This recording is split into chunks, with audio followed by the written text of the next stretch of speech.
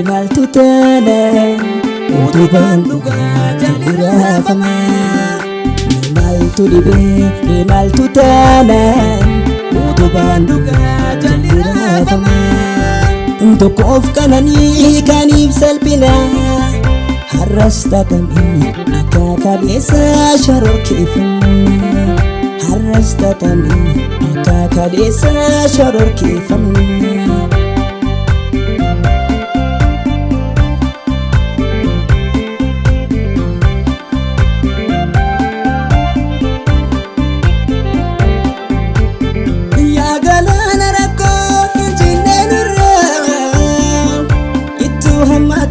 Faya firara Denyeti lala Irangu bati Kafi gudan komodu mati Kafi gudan komodu mati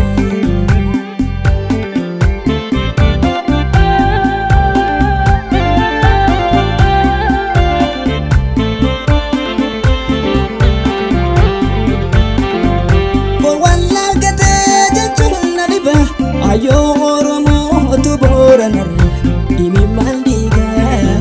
harme oromo tu walla garra ini maluba ayo oromo tu guji ini mandiga barata sabaha tu biya kis ini mandiga mafnun dibisu oso dagin sabli kodu majira hakan doksinu kan doksinu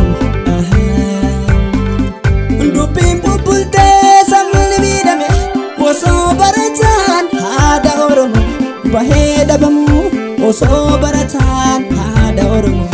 Baheda bamu Kaabir madda Doni haka Rasa sarobu Gubana bidda Inni kan hida gidiraaf chobu Walif tumsa walibir madda Walif tumsa walibir madda Rakof gadadu wajin kolada Labsi mudam shira dinuma kawe fajecha Bande bisu bekayu homa Walla gasluma kama sabati Barboran isluma ilman sabati Wai kujilenuma halafe dugati Yomun hayyamnu wanjo gabuma hamnati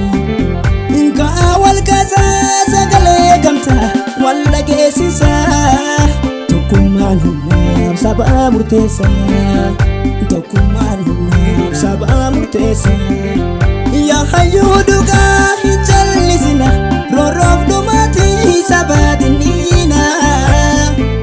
Kalesa dina harra enyure falli maluma Bopa egalun iti jabate Kota egalun iti jabate Kote daldalun abjuda tate Sunu halami Lawan arguf dukonni bute Sunu halami Sabni wal arguf dukonni bute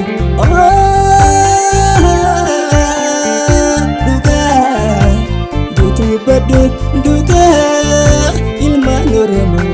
me ul badu